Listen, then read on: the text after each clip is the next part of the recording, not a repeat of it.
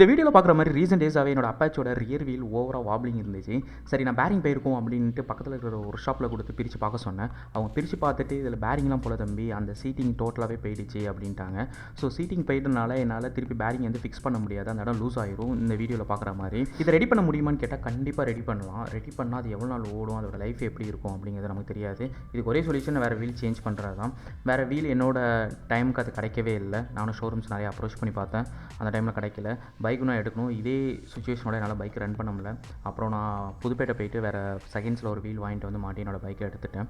அது மட்டும் இல்லாமல் ரீசெண்ட் டேஸாகவே எனக்கு கொஞ்சம் பேக் பெயின் சிவியராக இருந்துச்சு. சரி இதுக்கெல்லாம் ரீசன் நம்ம ரோடு கண்டிஷன் தான் அப்படின்னு நினச்சிட்டு இருந்தேன். அப்புறமா தான் ஒரு விஷயம் நோட் பண்ணேன். என்னோடய ஷாக் அப்சர் பார்த்திங்கன்னா ரொம்ப ஹார்டாக இருந்துச்சு. இந்த ஷாக் அப்சர் ஹார்டாக இருந்ததுனால தான் நம்ம ரோடு கண்டிஷனுக்கு அது செட் ஆகாமல் வீலை காலி பண்ணிடுச்சு. வீலை மட்டும் இல்லை, என்னோட முதுகையும் காலி பண்ணிடுச்சு. சரி நம்ம இதுக்கெல்லாம் வெயிட் பண்ண வேணாம், ஷாக் அப்சரை சேஞ்ச் பண்ணிடலாம் அப்படின்ட்டு ஷோரூமில் போயிட்டு ஷாக் அப்சர் அவைலபிலிட்டி இருக்கான்னு போய் கேட்க போனேன். எங்கேயுமே அவைலபிலிட்டி இல்லை. நான் தாம்பரம் சுற்றி உள்ள ஒரு 3 ஷோரூம்கிட்ட அப்ரோச் பண்ணேன். 3 ஷோரூம்லேயே இல்லை, 10 டேஸ்க்கு மேலே ஆகும்னாங்க. எதுக்கும் நம்ம வடக்கு நண்பரை கேட்டு பார்ப்போமே அப்படின்னு போய் கேட்டேன். அவர் பார்த்துட்டு ஓகே ஐயா நான் உங்களுக்கு நாளைக்கு ஈவினிங்கே அரேஞ்ச் பண்ணி தரேன்ட்டார். எனக்கு ரொம்ப ஆச்சரியமாக போயிடுச்சு. ஷோரூமில் மேக்ஸிமம் 10 டேஸ்க்கு மேலே டைம் கேட்டிருந்தாங்க. ஆனால் இவர் என்னென்னா உடனே வாங்கி தரேன் அப்படின்ட்டாரு. எனக்கு ரொம்ப ஆச்சரியமாக இருந்தாலுமே பார்த்தீங்கன்னா ஒரு சின்ன பயம் இருந்துச்சு, ஏதாவது லோக்கல் ப்ராடக்ட் செக்யூரிட்டி ஏமாற்றிடுவாங்களானே. இதோட ரேட்டு பார்த்தீங்கன்னா 3,850 இருந்துச்சு. ஒரிஜினல் நான் ஷோரூமில் கேட்குறப்ப 3,950 சொன்னாங்க. பாக்ஸ் வந்ததுக்கப்புறம் பார்த்தா ஒரிஜினல் தான்.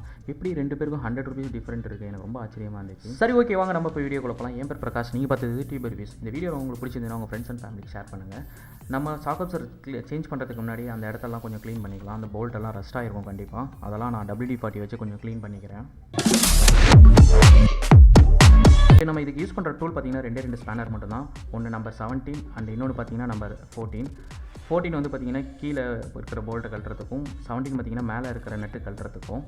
ஸோ வாங்க எப்படி பண்ணலான்னு பார்க்கலாம்.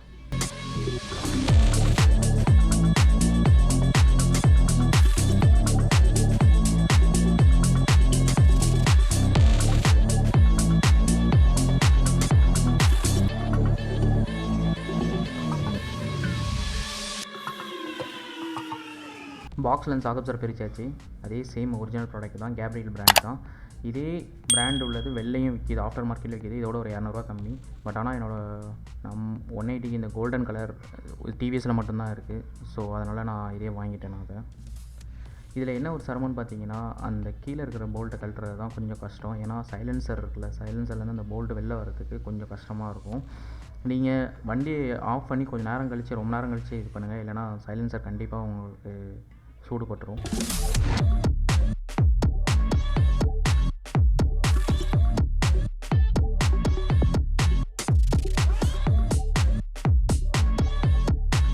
நான் முன்னாடியே சொன்ன மாதிரி இந்த போல்ட்டை வெளில எடுக்கிறது தான் கொஞ்சம் கஷ்டம். சைலன்சரை கொஞ்சம் நல்லா வெளில எடுத்து பிடிச்சா அந்த போல்ட் வெளில வந்துடும். அவ்வளோதான், சிம்பிள். கொஞ்சம் தட்டிகிட்டே எடுத்தோம்னா அந்த ஷாக் அப்சர் ஈஸியாக வந்துடும்.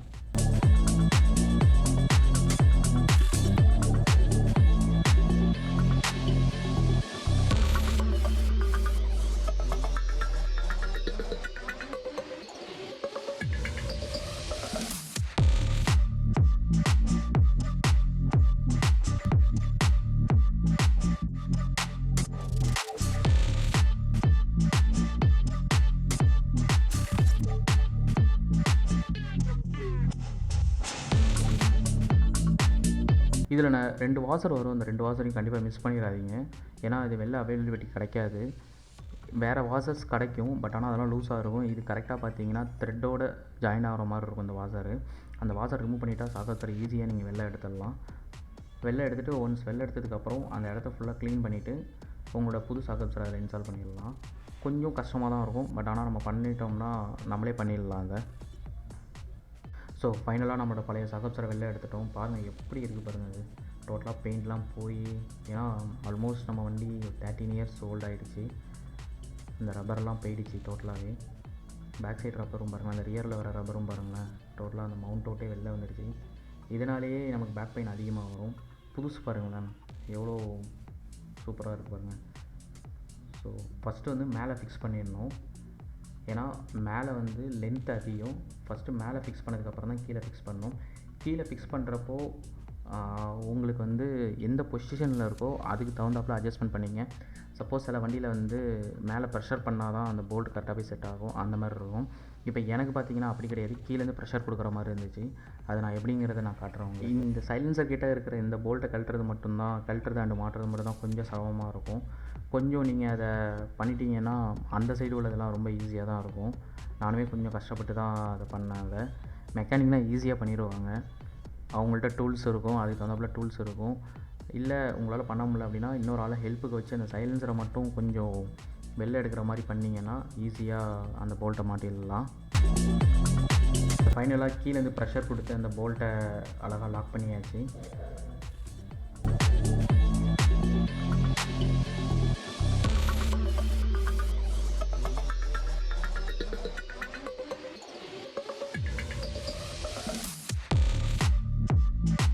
மேலே மட்டும்தான் 2 வாசர் வரும், அந்த 2 வாசரையும் மறக்காமல் ஃபிக்ஸ் பண்ணிடுங்க. ஃபிக்ஸ் பண்ணதுக்கப்புறம் நம்ம ஹேண்டில் இருக்கும்ல, அதையும் நான் ஃபிக்ஸ் பண்ணிட்டேன். இப்போ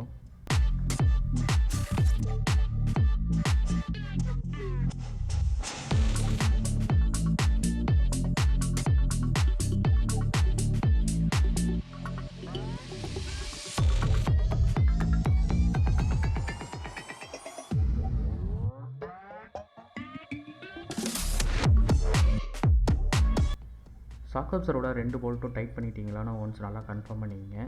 அப்படி இல்லைனா கண்டிப்பாக உங்களுக்கு நீங்கள் ட்ராவல் பண்ணுறப்போ பெரிய இதாகும். நெக்ஸ்ட்டு இந்த சைடு லெஃப்ட் சைடில் உள்ளதில் அதே மாதிரி ஸ்ப்ரே பண்ணிக்கிறேன்.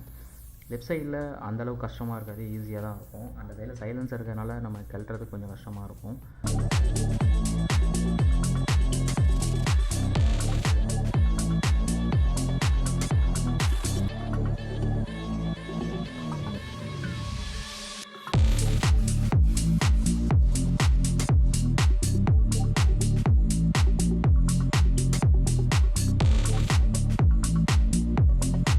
பைக்கில் ஃபிக்ஸ் பண்ணதுக்கப்புறம் இந்த 5 ஸ்டெப் அட்ஜஸ்ட்மெண்ட்டை வச்சு உங்களுக்கு எந்த அளவுக்கு கம்ஃபர்ட் வேணுமோ அந்தளவுக்கு நீங்கள் அதை சேஞ்ச் பண்ணிக்கலாம்.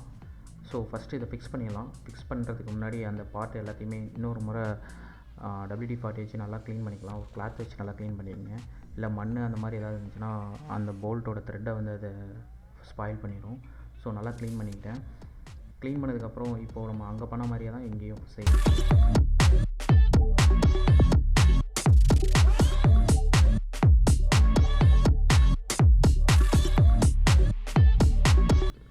ஸோ இங்கே பார்த்தீங்கன்னா என்னால் அங்கே மாட்டின மாதிரி இங்கே மாட்ட முடியல. என்ன இஷ்யூன்னு பார்த்தா அந்த பழைய ஷாக் அப்சரில் உள்ள அந்த வாசர் இருக்குல்ல, வாசர் சரியான நேம் எனக்கு தெரியல, அது பார்த்திங்கன்னா இதுலேயே மாட்டிக்கிச்சு. பழசில் அந்த ரப்பர் பீடிங்லாம் போயிடுச்சு, டோட்டலாக போய் இதில் நல்லா ரஸ்ட்டில் உட்காந்துருச்சு. ஸோ நல்லா WD-40 ஸ்ப்ரே பண்ணிவிட்டு இப்போ நான் அதை வெளில எடுக்கிறேன். ஒரு சின்ன ஸ்க்ரூ ட்ரைவர் எடுத்து அந்த ஓரத்தில் வச்சு தட்டி தான் அப்படியே எடுத்தேன். கொஞ்சம் கஷ்டமாக தான் இருந்துச்சு, ஆனால் வந்துருச்சு. நீங்கள் WD-40 வச்சுருக்கிறது உங்களுக்கு ரொம்ப ரொம்ப ரொம்ப யூஸ்ஃபுல்லாக இருக்கும். உங்கள் பைக்கு மட்டும் இல்லை, உங்கள் வீட்டு எல்லாத்துக்குமே அதை நீங்கள் யூஸ் பண்ணலாம். நீங்கள் நார்மலாக இப்போ அதை எடுத்துருந்தீங்கன்னா ரொம்ப கஷ்டப்பட்டு தான் எடுத்துருக்கணும். தேங்காய்னா எது ஊற்றினாலுமே அந்தளவுக்கு ஃபோர்ஸாக அது ஒர்க் ஆகுமான்னு எனக்கு தெரியல. பட் ஆனால் WD-40 பார்த்தீங்கன்னா உடனே ரியாக்ட் ஆகும். உங்களுக்கு அந்த இடத்துல ரஸ்ட் இருந்தால் கூட அது உடனே எடுத்துரும்.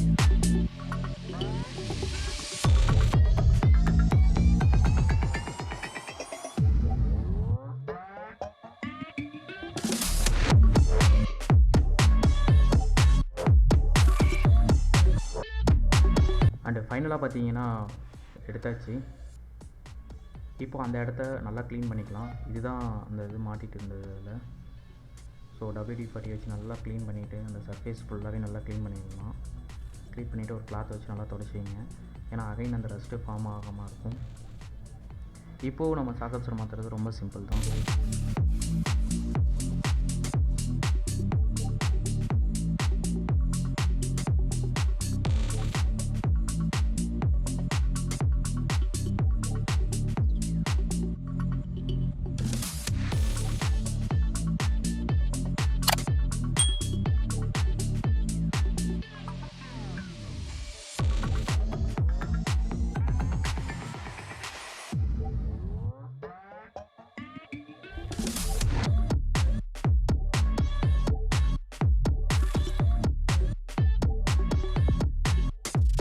ஸோ ஃபைனலாக கீழே உள்ள போல்ட் எல்லாத்தையுமே மாட்டியாச்சு. மக்களே, இந்த வீடியோ இதோட எண்டாவது. உங்களுக்கு இந்த வீடியோ பிடிச்சிருந்துச்சுன்னா லைக் பண்ணுங்கள், யூஸ்ஃபுல்லாக இருந்தால் உங்கள் ஃப்ரெண்ட்ஸுக்கு ஷேர் பண்ணுங்கள், டவுட்ஸ் இருந்தால் கமெண்ட்ஸ் பண்ணுங்கள். மறக்காமல் நம்ம டியூபர் யூஸ் சேனலுக்கு சப்ஸ்கிரைப் பண்ணிடுங்க.